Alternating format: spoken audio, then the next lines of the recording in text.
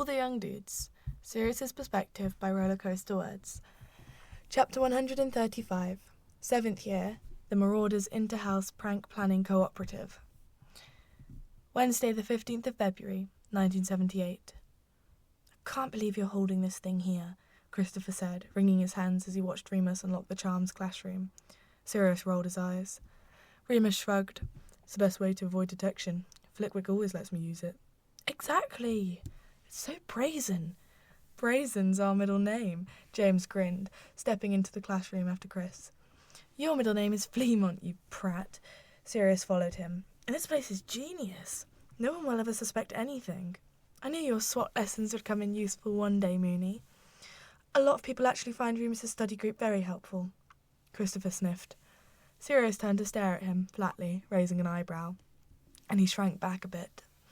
Oh, Chris, he's just teasing, Remus said amicably, glancing at his pocket watch. We're all here nice and early.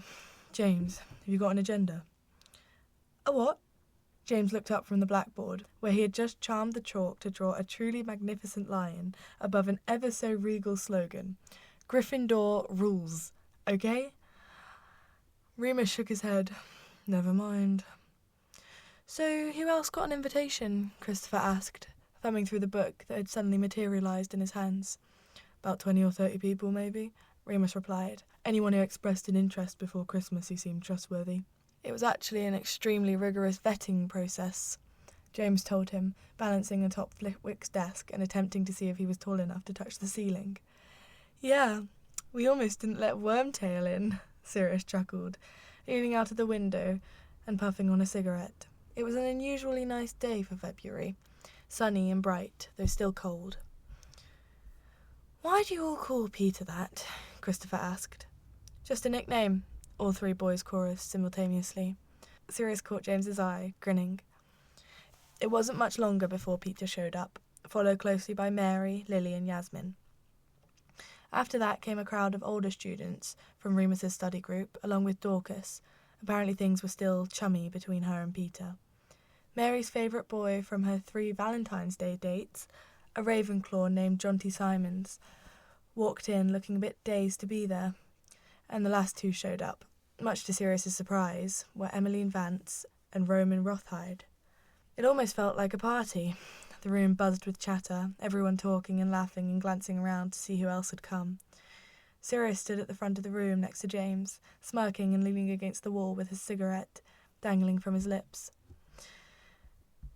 Now we're all here, James began, clapping his hands together to call everybody's attention. But before he could continue, Emmeline stuck her hand in the air.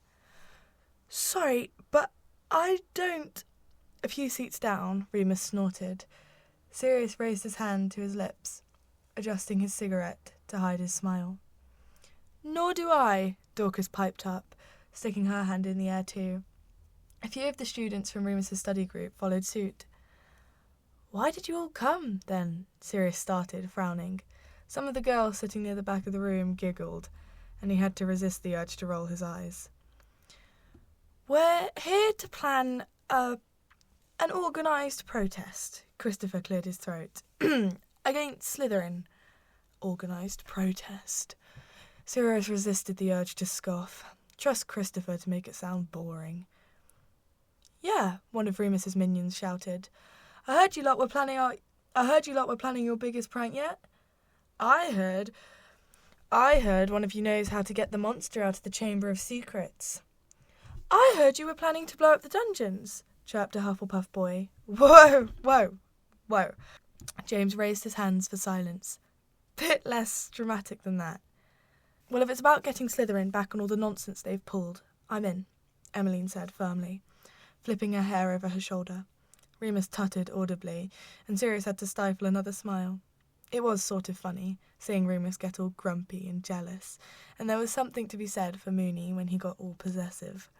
That's exactly what it's about, James said, breaking Sirius's line of thought, which was probably for the best. Prongs continued, and exactly why we all need you to sort of keep quiet about it. This is our last year, and we're inviting all of you to help us plan our final prank. Does that make us marauders? The Hufflepuff chirped again. No, Peter squawked, though His indignance was mostly lost beneath the excited murmur that ran through the room. "I like to think of it as more of a collaboration," James said, rubbing his chin. "An inter-house cooperative," Sirius suggested. That was met with general approval from the room, as everyone nodded and grinned at each other. "Right," James straightened, rubbing his hands together and looking out over the faces smiling up at him. "Now that's out of the way, who's got some ideas?"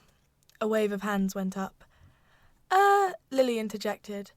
"I think before we get into it that it might be good to have some ground rules." "Like what?" Sirius asked, frowning. They were marauders. Rules were the one thing they didn't do. "Like not actually hurting anyone." Lily raised an eyebrow, speaking sternly. "This is for fun, okay? Not revenge for everything Slytherin's ever done." A few of the hands went down. "Fair enough," James said quickly before Sirius could respond. "No physical harm intended, and as I said before, no talking about it outside of this room, on pain of death." "Joking, Evans," he laughed, ducking as she reached up to slap the back of his head. After the somewhat shaky start, things began to roll quite smoothly. Sirius was pretty impressed with some of the ideas. Of course, Lily vetoed most of the exciting ones, like summoning a banshee to haunt the dungeons, and some of them were far too subtle to have the desired impact. Emmeline suggested a spell that would turn everyone's right shoe into a left shoe. But since Slytherins already walked around with sticks up their arseholes, Sirius didn't see how that little extra discomfort would do much. Before they knew it, they'd run out of time, and James assigned everyone homework. Entry to next week's meeting would require at least one viable prank idea. "Then we can decide on the best one," Sirius said, grinning. "Who decides?" Mary asked, folding her arms. Sirius gave her a look. "Me, James, Pete and Mooney, obviously." "We can't vote?" one of Remus's minions asked. "Yeah, that seems a little unfair." Mary raised her brow. "If we're all putting ourselves at risk of expulsion for you." Sirius rolled his eyes at her, and she poked her tongue out. But Christopher looked alarmed. "Expulsion!" he yelped. "Surely not. It surely won't go that far." "Will we get in trouble, though?" The same Hufflepuff boy piped up again, raising his hand. Everyone turned to him. "Not much," Sirius replied casually. "Bit of detention never hurt anyone." "No, sorry, I didn't mean detention." The boy glanced down at the floor, fidgeting with his hands. "I mean, with the Slytherins. They won't tell the Death Eaters to get us, will they?" Sirius almost laughed. Really? Telling on them to the big, bad Death Eaters. It was so juvenile. He tried to imagine his family at one of their mysterious meetings, discussing how best to get back at a group of teenagers for a prank. No. Sirius was pretty sure that Voldemort's followers had set their sights higher than vengeance on school kids. But he stopped himself when he realised that the boy was dead serious. In fact, a tense silence had settled over the room, and more than a few students were staring awkwardly at the floor or exchanging nervous glances, as if they really believed that Slytherins had a direct line of communication with Voldemort. Sirius blinked, caught off guard. How bad had things gotten, for people who believed that they might be not safe at Hogwarts? James seemed to sense the dark mood, because he straightened up and squared his shoulders, drawing the attention of the room once more. "Absolutely not. No one in this room is getting hurt because of this prank." Everyone seemed to relax hearing that. James tended to have that effect on people. It was impossible to look at him, bursting at the seams with confidence, and feel anything but certain that he could handle whatever life threw his way. Lily gave him an adoring smile, and Sirius found himself smiling too. "Right," Lily cleared her throat, clapping her hands to get everyone's attention. "See you all next week, I suppose. I think we'd all better leave in small groups. Don't want to draw any attention to ourselves." The room dissolved back into a buzz of chatter. Everyone congregated with their friends. Near the door, waiting for Lily to wave them out at a careful spaced intervals in groups of 3 or 4. Over by Flitwick's desk, the marauders formed a circle. "Bloody hell," James lowered his voice, running a hand through his hair. "That was intense." "What did you expect?" Lily asked. perching on the edge of the desk and kicking her legs back and forth. This isn't a game to everyone. Some people are out for revenge. Then that's what we'll give them, Sirius said, thinking of the look on his brother's face when he'd found him tormenting those second years, the smug little smile he'd flashed as he pulled his prefect badge. His heart pounded, blood singing with the adrenaline rush that he always got when they were planning a prank. Calm down, Black, Mary nudged him. They're school kids. You're school kids, not generals. For now, he muttered, still thinking of Reg. Okay, you lot. Lily marched over. Everyone else had left. It was only the 7 of them remaining. We'll go back in 2 groups, because no one is going to believe that you 4 weren't up to something. Sirius and Remus were staying together, of course, as were Lily and James. Peter opted to tag along with James, and Mary went with them, which Sirius suspected was mostly because she didn't want to make Peter a third wheel. However, that left him and Remus with their own third-wheeling situation. Christopher. Sirius remembered, vividly, what had happened the last time the 3 of them were alone. He didn't blame Chris, of course, or even Remus, really. Sirius knew he'd been a bit immature about the whole situation when it happened, and that really neither of them had done anything wrong. So there was definitely no ulterior motive when he leaned back against the wall, grinning. Let's play truth or dare. Why? Remus asked skeptically. Pass the time. Or we could just have a normal conversation. Christopher wants to, don't you, Christopher? Great. You can go first. Truth or dare? What do you fancy? The younger boy shifted anxiously, eyes darting between the 2 of them. I don't, truth? Excellent. Start off easy, says if it's your first time playing. Sirius hummed thoughtfully, tipping his chin up. Let me see. Okay. Why did you want to get involved with the prank? What? You know. How come you're here today? Chris has been involved since the beginning, Padfoot, you know that. Remus shot him a warning glance. Right. So, Chris, what made you get involved in the first place, then? Christopher frowned at him. If you have to know, he said coldly, it was your brother. Fair enough. He's a right little prick. Still not the whole truth, was it? He glanced at Remus. Sure there was no other reason? No, liar. I'll go next, Remus said, sensing the direction things were going. Chris, you can ask me to do a dare. Mooney always picked dare, never truth. Christopher tapped his foot nervously. Oh, I don't know, I'm crap at this sort of thing. Probably because you're too bloody boring. I've got a good one, Sirius offered. He shot Remus a wink, then cupped his hand and leaned in to whisper something to Chris, who laughed in shock, slapping a hand over his mouth. Okay, Remus. Christopher's face had gone red, but he was still smiling. Okay, you have to write something rude on the blackboard and leave it there. I gave you specifics, Sirius reminded him, but Christopher only blushed more deeply. I'm not saying that out loud. Remus raised an eyebrow, trying to act like he wasn't having just as much fun as the 2 of them. Okay, fine, I'll do it. He picked up some chalk and stood in front of the blackboard, studying it like an artist in front of his canvas. After a moment, he asked wryly, How rude. Very, Christopher told him, still blushing. Well, it's the rules of the game, I suppose. Remus got to work, paying careful attention to proportion as he created his masterpiece. By the time he was done, both Sirius and Christopher were snickering. Remus turned to them, raising an eyebrow. Well? Sirius clapped a hand on his shoulder, grinning. Mooney, me old pal. It's the biggest knob I've ever seen. Well, that's a relief.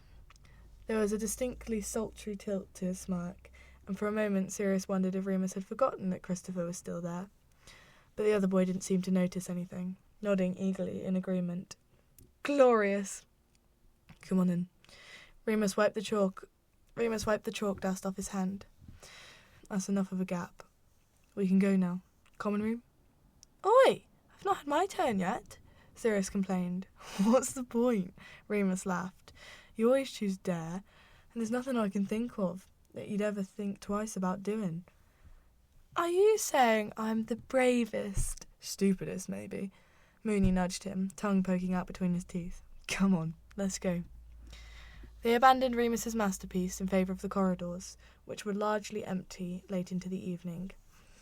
It was just the three of them for almost the entire trek back to Gryffindor Tower, unless you counted the portraits, but Hogwarts portraits were usually pretty good at minding their own business. Did you finish Maurice, Remus? Christopher asked, trotting slightly to keep up. Knowing Chris, Sirius assumed that Maurice was a book title, and not a person. Nearly. Remus slowed his stride. Just a chapter or two to go. Do you promise me it's a happy ending? Definitely, Christopher said firmly. You'll love it. I was thinking if you were free on Saturday, we could have a chat about it in the Three Broomsticks. I'd really like to know what you think. Merlin, he wasn't even being subtle about it. It was clearly a date, obviously. He was asking Remus on a date. Yeah, maybe, Remus said slowly. I don't see why not. Sirius fought to keep from scowling. He could already hear the excuses. Just because he wants to hang out doesn't mean it's a date, Sirius. Chris just wants somebody to talk about books with, Sirius. He already knows that we're just friends, Sirius. Well, if that was the case, maybe someone should remind Christopher exactly where things stood. Is that the Muggle book you've been reading? Sirius asked casually. Is it good then? Yeah, it's quite good, Remus asked wryly. Great, maybe I'll read it then. I can get it done by Saturday. I read faster than you anyway. You do not, Remus protested, scowling. Well, I have more time to read anyway. Remus rolled his eyes. Only because you hardly ever go to your lessons. I doubt it's your sort of thing, Sirius. Christopher jumped in. They both turned to look at him. He shrugged. Well, it's not. Tell him what it's about, Remus. But Sirius didn't give him the chance to respond. He grabbed at Mooney's book bag, digging around until he found the book, and pulled it out triumphantly. Remus watched anxiously as he flipped it over and read the back cover. Maurice Hall is a young man who grew up confident in his privileged status and well aware of his role in society. Modest and generally conformist, he finds himself beginning to question everything he has been taught to believe when he encounters Clive Durham, a fellow student at Cambridge, and Alex Sutter, the gatekeeper of Clive's country estate. A moving tale of passion, bravery, and defiance. Foster's novel is written in 1914, but was only published posthumously after the author's death in 1970. Isn't this one of my uncles? He looked up. Yeah, you said I could borrow it. Remus trailed off, glancing down nervously at the book in Sirius's hands. Is it dirty? No. Oh. Well, I'll read it anyway. He winked playfully. That can be my dare. Very brave. Remus snatched the book back, tucking it back into his bag. Christopher looked troubled. But it's about... He hesitated, glancing around. They were nearly at the portrait door. Sirius paused, making the two other boys stop with him. He gave Remus a meaningful look, jerking his chin towards Chris. He makes a lot of assumptions, this one. Remus shrugged helplessly. He doesn't know you very well. Oi, Christopher. Sirius turned back to the younger boy, smiling wickedly. Dare me to snog Mooney? What? I... Christopher blanched, eyes going wide and darting rapidly between the two boys, as if he was trying to figure out whether he was missing some joke. Chris looked like he needed some help understanding, so Sirius helpfully gripped the back of Remus's neck and helpfully pulled him down and helpfully pressed their lips together, hard, twisting his fingers into the back of Remus's hair, and slipped his tongue helpfully into Remus's mouth. Do you get it now, Chris? He thought, vindictive and triumphant, a satisfied thrill running down his spine. Oh, for Merlin's sake! The two boys sprang apart as a voice rang out further down the hallway, and for a moment Sirius felt a sharp shock of fear. But then he turned. I'm away for a week and the castle turns into an orgy. Marlene stood with her hands on her hips, duffel bag at her side. She eyed the three of them knowingly with a playful smirk. What a load of queers. Chapter 136. 7th year, Mind Games. Sirius wasted no time pulling Marlene through the portrait hole, announcing her presence to the common room and stepping out of the way with a flourish, as if she were royalty. Marlene grinned, blushing at the attention, but delighted nonetheless as her friends immediately swarmed her. Everyone needed to hug her, of course, and James and Lily rushed to take her bag and cloak as they ushered her over to the sofa near the fireplace. Mary looked as if she were trying to suffocate the poor girl, squeezing her so tightly that Marlene went a little red. "We've missed you," Mary told her, once she'd finally stepped back. "I can see that," Marlene shook her head. Have you all been that bored without me? They settled down in front of the fire, ignoring the startled looks from a group of third years studying in the corner. Remus meandered over and sat in one of the armchairs on the outskirts of the group, with a slightly wary look in his eyes. Sirius glanced behind him, but it seemed that Christopher had already disappeared, which was probably for the best, as Mary leaned in and immediately asked, "How's Danny?" "He's recovering," Marlene said slowly, face falling away, smile falling away. "He's at home now. Mum's driving him crazy as usual. He won't be going back to the cannons." She bit her lip, staring down at her hands. "It's a bloody disgrace," James scowled, one hand curling into a fist. If I was their manager, He's too badly injured anyway," Marlene interrupted him, shaking her head. "He'd have been off for the rest of the season either way. It'll be months before he's back on his broom, so just as well." "Still bollocks," James insisted darkly. "Yeah, well," Marlene gave him a flat stare. "Can hardly blame them. I know I would have, anyway. Not worth thinking about." Sirius's heart sank. He wasn't sure what he'd been expecting. For her to have a miraculous change of heart, now that her brother was... Well, it didn't matter. Obviously, Marlene was still clinging to the same outdated ideas she'd had before. Sirius tried not to feel angry with her. After all, she'd been through a lot. It wasn't like it was his place to tell her how to feel about what had happened. Still, he had to resist the urge to glance anxiously at Remus as she spoke. Marlene cleared her throat, forcing a smile back onto her face. "I'm, going to talk to Madame Pomfrey as soon as I can. See if she recommends anything. The healers at St. Mungo's were useless, more concerned with keeping him quarantined than actually helping him. Hardly anyone would answer any questions I had about transformations or aftercare or pain relief.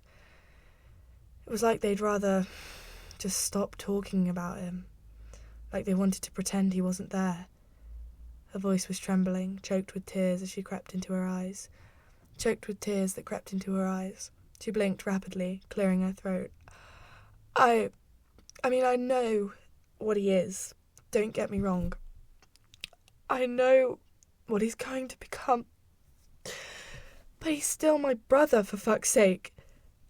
"Of course he is," Mary said quickly, reaching out to take her friend's hand. Sirius's chest felt tight. Something about Marlene's words, "He's still my brother, for fuck's sake," struck a bit too close to home.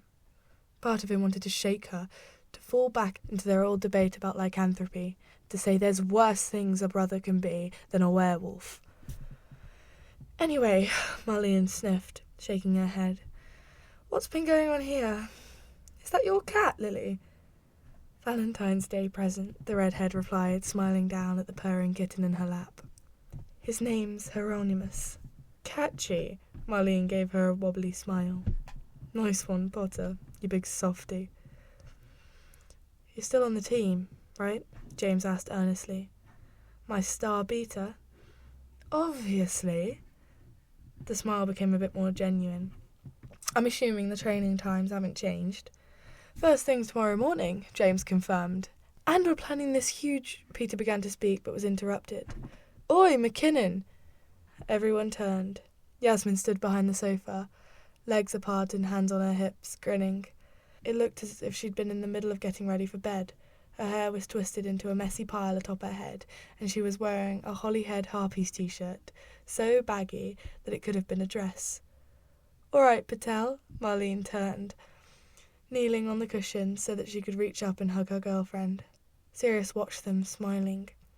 He hadn't actually spoken to Marlene about their mutual revelation in the train back in January, though Remus had, and had recounted the conversation to Sirius. But Sirius still felt a new sort of kinship with the girl. It was nice, at least, knowing that he and Remus weren't the only ones muddling through everything. The werewolf talk came to an end as Mary directly slid onto the end of the sofa, pulling out a nail file and beginning to chat with Lily. Yasmin quickly filled her spot, clambering over the back of the sofa and leaning in close to Marlene, their words blurred by a muffliato spell. They sat very close together, with Yaz's arms slung over the back of the cushion, fingers just an inch away from Marlene's sandy hair. Sirius turned to see James and Peter continuing a conversation from their earlier day about the upcoming Quidditch match against Ravenclaw. The Gryffindor team had been struggling a bit this year, with their new chaser just wasn't quite up to snuff, and Marlene was constantly picking up the slack for the other beater.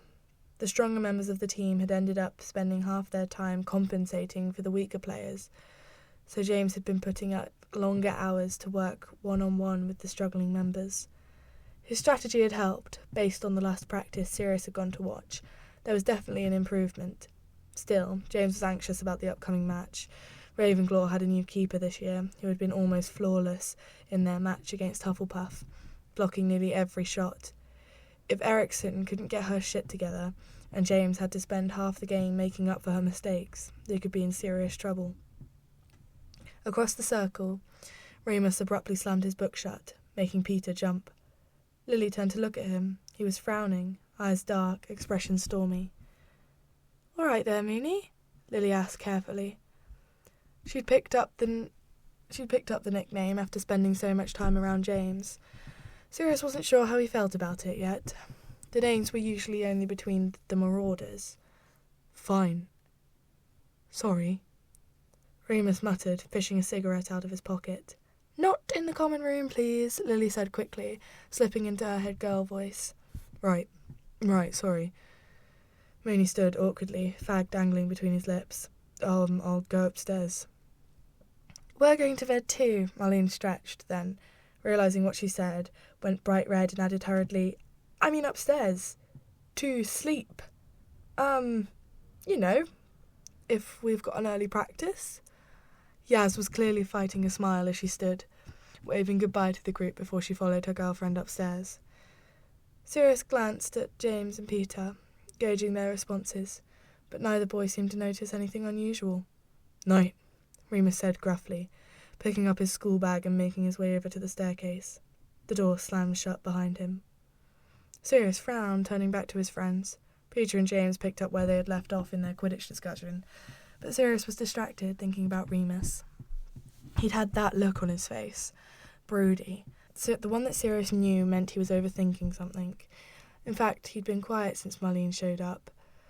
Sirius thought back on those 4 days following the attack, how Remus had done nothing but wallow in bed.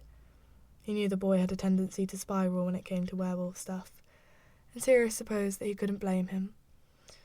Was Remus worried about Marlene? Was he thinking about Danny?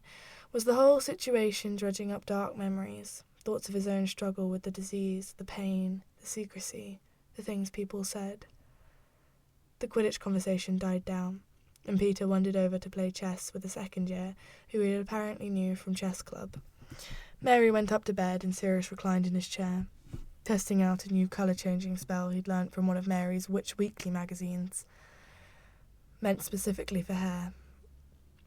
He elected to use Pete as a test subject, subtly aiming his wand at the back of the oblivious boy's head as James and Lily murmured to each other, heads bent close together. "Where are you off to?" he asked when the two of them stood, the couple exchanging a glance, blushing. Oh, James scratched his chin. Just head boy and head girl stuff, you know. Peeves made a mess with some of the ink pots on the 3rd floor, Lily added quickly. Just remembered that McGonagall asked us to clean it up. And we forgot to do it earlier. Oh? Sirius raised an eyebrow. She asked you to clean it up instead of Filch? To Lily's credit, she didn't even blink. Yes. If it weren't for James looking guilty beside her, she would have had an excellent poker face. Sirius smirked. 3rd floor. Isn't that the same floor as the prefect's bathroom? Now Lily was blushing too, frowning down at him. I don't see what that has to do with anything, she sniffed. Sirius grinned wickedly. Going down there, are you? For some head, boy and girl activities? James smacked him with a pillow, glaring, "Oh, sod off, Black." Sirius cackled as the two of them hurried away. After a moment he sighed, standing up and stretching. Well, he thought, suppose it wouldn't hurt to check on Moony. The boy was probably upstairs, chain-smoking and brooding. It was best not to leave him alone when he got like that. Sirius bounded up to the door, pushing open the door as he said, "What, Moony just came to see if you—" Remus was on him before he could finish, hands fisting in his hair, lips crashing together. It was brutal, unforgiving. Remus pressed hard against him, creating friction in all the right places. "Oh, okay," Sirius panted, feeling dizzy from the lack of oxygen once he finally pulled away. He slammed the door shut with his foot, stumbling slightly as the other boy hauled him over to the bed. It was overwhelming. Remus was everywhere, his mouth, his neck, his hands on his skin, breathing against his ear. Nobody touched him like Moony, giving and taking all at once, until his body felt like something brand new. Sirius didn't think he would ever get tired of it, would ever stop wanting it. The feeling was addictive, like he could burn it out of his own skin. By the time they were done, the windows had grown steamy, waxing moon a pale blur through the glass. "Fuck," Sirius groaned. He felt like his bones had all melted, leaving him helpless and wrung out on the bed. "Fuck." Remus was moving, reaching for his cigarettes. "What brought that on?" "Just you," Moony shrugged, smoke pouring from his lips like a dragon. "I just wanted it." "I'm not complaining." Remus shifted next to him, settling back against the pillow. Sirius could feel the heat coming off his skin. It was like lying next to an open flame. He blinked lazily, watching a lingering bead of sweat trace his way down Moony's jaw to his collarbone, sliding over the purpling mark that Sirius had left there. He sighed, closing his eyes, blissed out and sleepy and warm. "Where are the others?" Remus's voice brought him back. Pete's 3 rounds into a chess game with the 2nd year, who's obviously some sort of evil mastermind. Mary went to bed, and Prongs and the missus have gone to the prefect's bathroom. They thought they were being subtle." He laughed breathlessly, remembering his friends' flushed faces. "I'm going to brush my teeth," Remus said, stubbing out his cigarette and standing. Sirius propped himself up, watching Moony walk away. He still seemed tense, somehow, shoulders creeping up around his ears. Sirius remembered the reason they'd come upstairs in the first place. He sat up when Remus returned, smiling. "Hey, I just wanted to check you were okay, about Marlene and everything." "Fine," Remus crawled back into bed, shutting the curtains behind him. "It's good to have her back." I hope you're not worried about—" "Do we have to talk about that?" Remus's voice was rough, eyes burning as he straddled Sirius's lap. He rocked into him languidly, teasing, mouth finding the spot just below Sirius's jaw that made him feel like he was unravelling. Blimey, again! His thoughts were already going fuzzy, heat jolting down his spine. Remus murmured, hands clinging his wrists, pinning him down. Sirius released a breath, wanting to... No! Focus! Marlene, werewolves... okay, well... But if you are worried... Shut up, Black, Remus growled, eyes flashing as he pulled back. Sirius bit his lip, stifling the whimper that slid up his throat. Merlin, he was pathetic. Remus smirked, a smug, wolfish smile. "Much better," he murmured, pushing forward so that they both fell back, lifting Sirius's wrists to pin them above his head. "No more talking tonight." All right, so he probably should have realised that something was wrong. And he probably should have tried harder to get Remus to open up about it. Probably should have put his foot down, refusing to let Mooney marinate in his own dark feelings. But God, Sirius was a weak, weak man, and while he usually revelled in doing the exact opposite of whatever he was told, there was something about the way Remus gave orders, voice dropping low in his chest, eyes going dark, that he just couldn't refuse. He did try to start a conversation, bringing it up a few more times while they were alone, but the moon was waxing, and Remus was insatiable, and there were so many things other than talking that they could do with their mouths. So it wasn't until the weekend before the full moon that Sirius finally got his chance. They were walking back to school from Hogsmeade after the afternoon in the Three Broomsticks with their friends, and Remus had fallen behind him on the hill. When Sirius turned to look back, he was chatting with Christopher. The younger boy was still following Remus around, every chance he got. But he was no longer asking him on dates to Hogsmeade, and the soppy looks were now more longing than adoring. Sirius supposed it was an improvement. "Oi, Mooney, come on," he shouted, hanging back at the entryway to wait. He had already waved James and the rest of their friends ahead for dinner. Christopher said his farewells once he caught sight of Sirius, jogging off towards the castle. Remus continued to make his way slowly over to the grass, gritting his teeth. He was limping, though Sirius could tell that he was trying to downplay it, and there was sweat bedding along his forehead. When he finally made it to the gate, he was out of breath, panting, and had to lean against the stone archway to collect himself. "Sorry," he breathed after a moment. "I hate that fucking hill." "Are you okay?" Sirius frowned, feeling a bit guilty about striding off ahead. "Sorry, didn't mean to leave you behind." "Fine," Remus shrugged him off. "You know me, just a bit wonky." He stood, wincing as he put weight back on his leg. "Is it your hip?" Sirius asked, scanning him. He was definitely in pain, face a few shades paler than normal, and he was leaning slightly to one side. "Yeah," Remus said, brushing him off. "It's always been a bit funny." "When you say a bit funny, do you mean that you're in pain?" "It's just sore," the stubborn boy grumbled, frowning. "So pain, then?" Sirius gave him a stern look, trying to emulate Lily's head girl voice. "How long has it been hurting?" "Oh, I dunno," Remus snapped, throwing his hands up in exasperation. "Since I was 13? 13? Are you joking?" "Just off and on." "What does Madame Pomfrey say?" "Oh, for God's sake, I don't want to whinge at her about this sort of crap." Remus scowled, voice raising slightly. A group of third years walking past turned to look, giggling behind their hands as they hurried off. "You're being ridiculous," Sirius said firmly, crossing his arms. "She's a nurse. She's supposed to make you feel better. What would you do if I told you I'd been in pain for 5 years? It's not the same." "What are you on about?" "You're not a fucking werewolf." He cut himself off abruptly, and they both glanced around to see if anyone had overheard.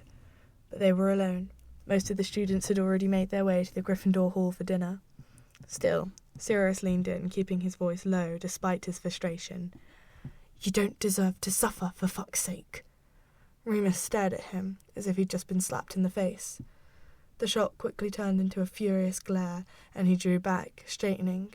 Sirius glared right back, waiting for Remus to try and deny it, to insist that it wasn't just one more example of him punishing himself for things outside of his control. But instead, his face went flat. "I'm not talking about this anymore. Come on, we'll miss dinner." And without even giving Sirius a chance to respond, he walked off, striding back into the castle. Chapter 137. 7th year, Remus the Martyr.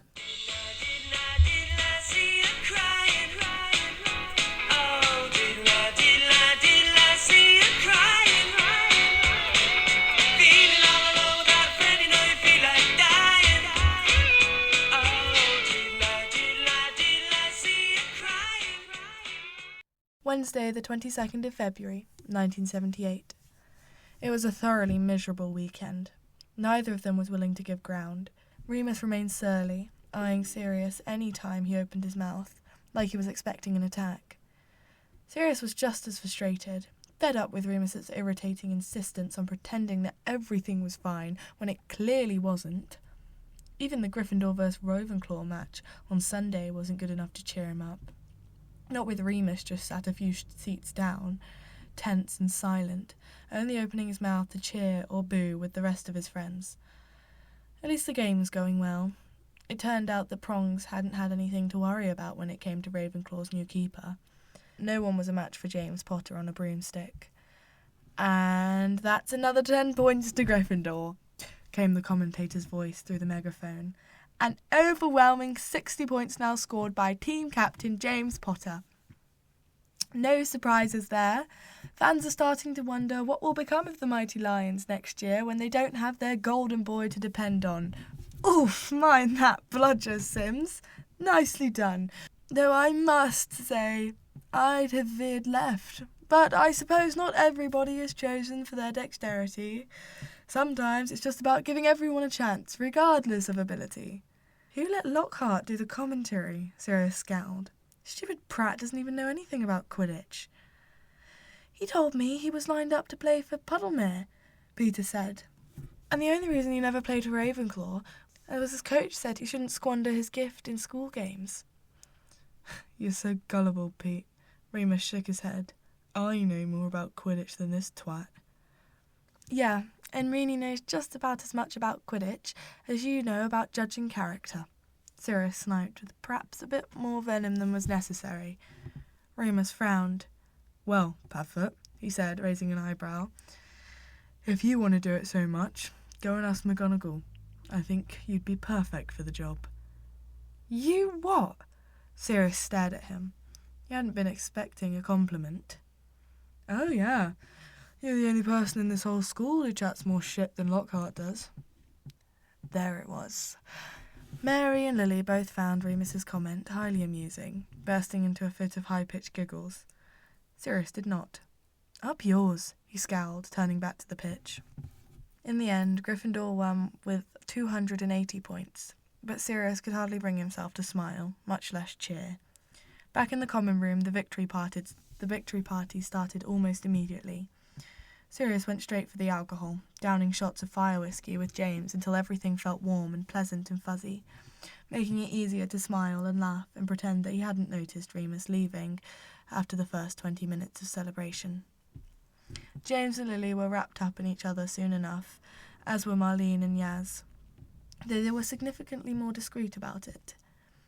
Peter had cornered some poor fifth year and was trying to drunkenly explain to her the final play that Gryffindor had used to win, shouting to be heard over the music. So Sirius danced away with Mary, spinning her haphazardly around the makeshift dance floor in the middle of the common room, laughing.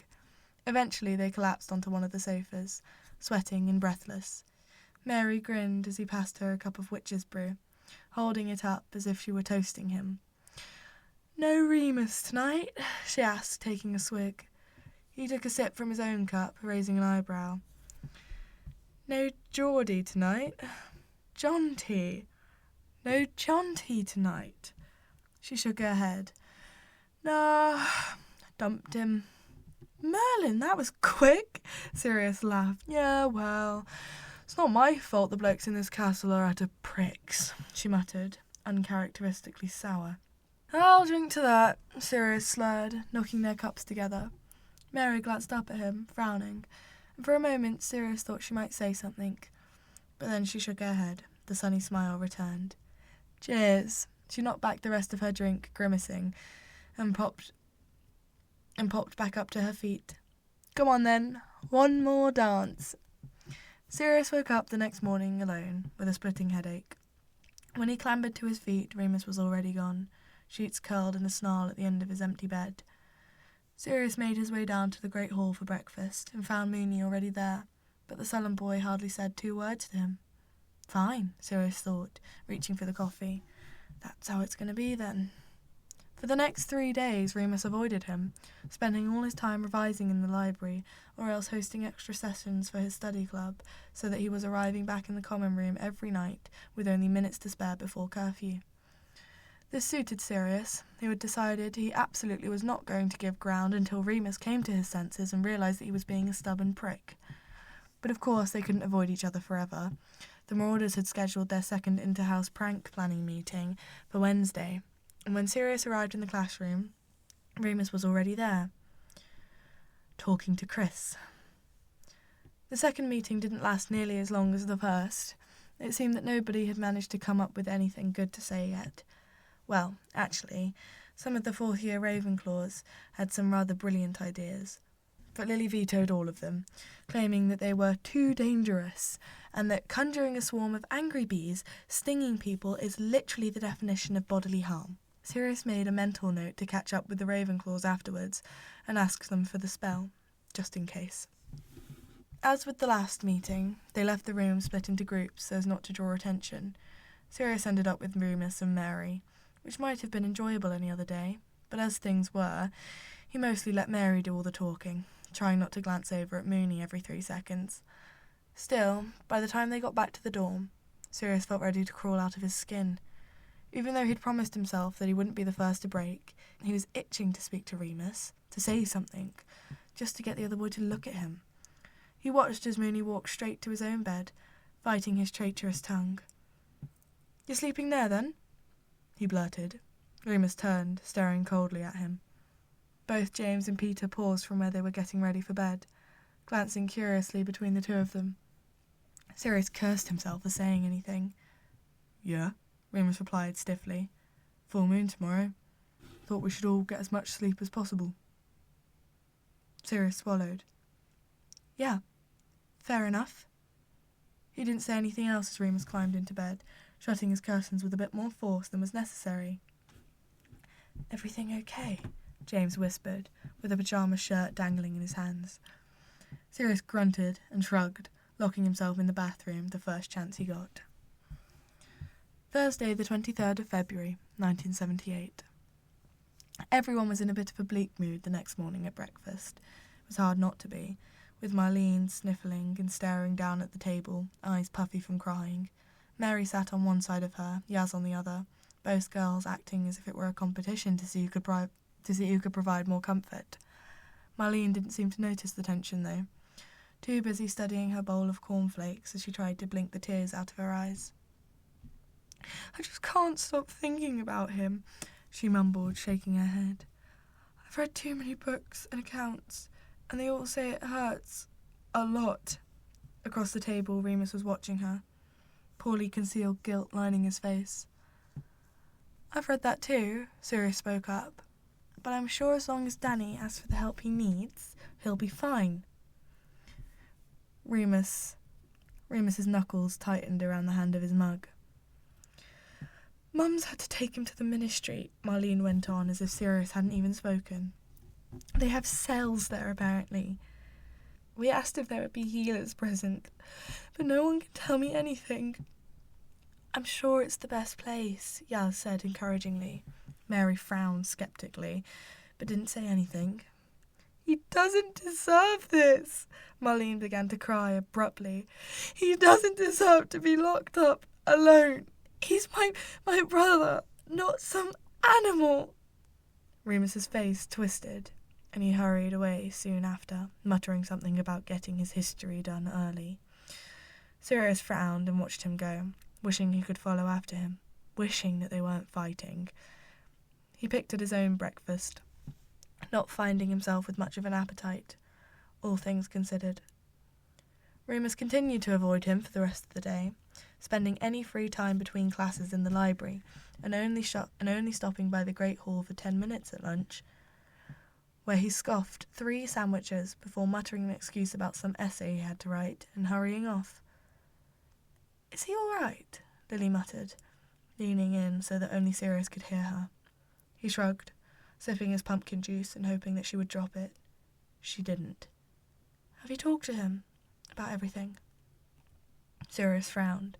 This was happening more and more often. Now that their friends knew about the two of them, Remus would get into one of his moods, and everyone would turn expectantly to Sirius, as if he was meant to know what to do with the stubborn bastard. "Tried to," Sirius muttered. He wasn't in a very talkative mood. Lily didn't seem to notice the sour twist to his words. She sighed, patting Sirius's shoulder. "Yeah, he gets like that, doesn't he? But I'm glad he's got you. Don't let him act like he has to deal with everything alone, all right?" "Easier said than done," Sirius almost said, but he bit his tongue. The moon, at least, was normal. The wolf wasn't trying to avoid him. On the contrary, he was eager to see Padfoot, to play fight and run through the woods and chase rabbits. In the late hours of the night, they broke through into a clearing, and Mooney turned to the sky, howling. Padfoot threw back his head and joined him. Friday, the 24th of February, 1978. The transformation was better this time around. Remus woke up almost immediately, assuring them that he was all right, and ushering them out from under the cloak before Pomfrey arrived. Back in their dorm, Peter and James collapsed on top of their beds almost immediately to try and get some sleep before classes. But Sirius lay awake, thinking. Normally he'd go to the hospital wing on the afternoons following moons, so that he could be there for when Remus woke up.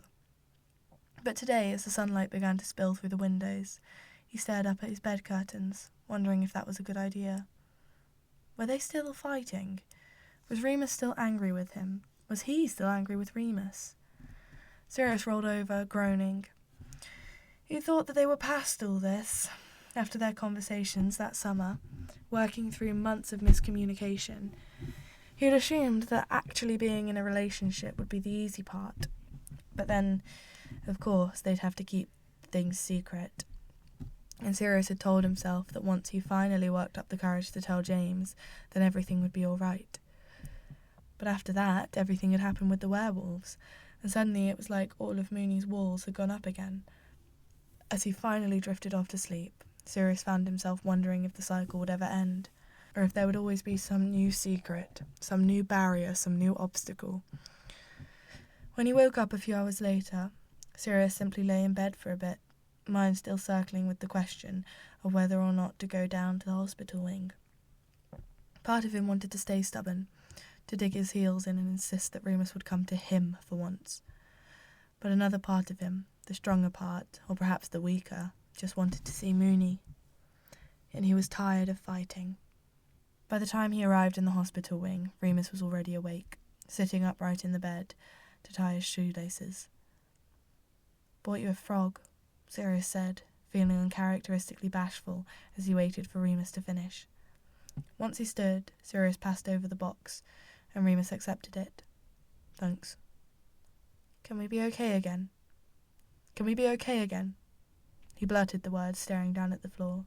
"Can we both just admit that we said some stupid stuff, but it's over now?" Sirius risked looking up, and their eyes met. Remus studied him, face wiped clean of emotion, impossible to decipher. But after a moment he smiled. "Yeah, go on then." Sirius smiled back, feeling weak with relief. That hadn't been so hard. Maybe things weren't so complicated after all. He supposed that he did have a tendency to blow things out of proportion sometimes. As they made their way back to Gryffindor Tower, Remus asked, "Is Marlene okay?" "Yeah, I think so," Sirius said. "She got a letter from her mum this morning saying Danny's okay. Cried a bit, but she's less of a state now." "Good. That's good." They reached the portrait hole. Sirius pushed the door open, following Remus in. "Think I'll go straight to bed for a bit," the taller boy said, heading up for the stairs. "If that's okay." "Of course," Sirius replied quickly, still trailing behind him. Remus was moving slowly, though he wasn't limping as badly as he had been before the moon. When they reached the dorm, Remus made a beeline for his bed. "You tired?" "Nah," Sirius leaned against the bedpost. "Slept all morning. Peter too." "Oh, good." Remus sat heavily, lifting a hand to rub at his hip, and then freezing, as if suddenly realizing what he'd given away. Sirius frowned pointedly, unable to stop himself asking. "Did you speak to Madame Pomfrey?" Remus scowled.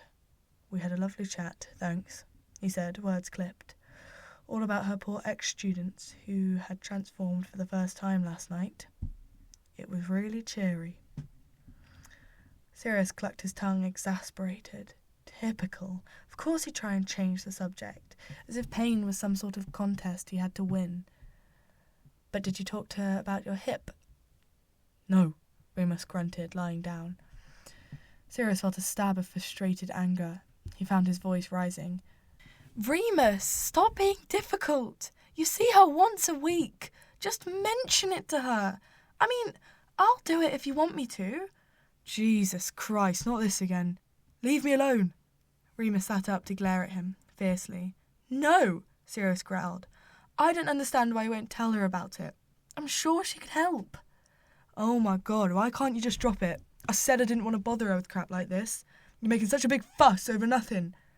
Remus was standing now, staring Sirius down, but Sirius stared right back, hands curling into fists. "And you're avoiding your problems again." The words came pouring out, overflowing, the simmering anger come to boil. "You always do this, and it's so bloody exhausting. You think you're so mature, do you? Keeping everything bottled up? It's stupid. You're just making a martyr of yourself. It's like you want to be miserable." "Oh, get fucked, Black," Remus shouted, furious. "Easy for you to have a go, isn't it? Why do we always have to talk about my shit life, Mister, tell me a fucking secret." "What?" Sirius blinked, breath catching in his chest. But Remus wasn't finished. He kept going, eyes ablaze, teeth bared like a wolf with a rabbit in its jaw. "What about you, Sirius? How come we never get to talk about your fucked-up family, with your Death-Eater brother and your insane cousin? Why don't we talk about your pain and your scars for a little while? See how that feels." "Stop it," Sirius thought numbly. "Stop, this is all wrong. I didn't mean for it to go like this." "Remus, for fuck's sake." "No, I know. Why don't we talk about your mother?" For a moment, Sirius forgot to breathe. The worst part wasn't the word itself. It was the way he'd said it, sharp-edged like a blade. It wasn't his volume, or the venom in his tone, or the white knuckles on his clenched fists. It was his eyes. They glittered with triumphant rage, like Remus knew exactly what he was doing, like he'd gotten exactly what he wanted. Sirius spent one night a month with a werewolf. He had seen those eyes angry. He had seen them wild and feral and senselessly violent. He had felt Remus's knuckles on his jaw, his claws across his ribs, his teeth around his leg. But he had never looked into those eyes and felt like Remus wanted to hurt him. Not before this moment. Not like this.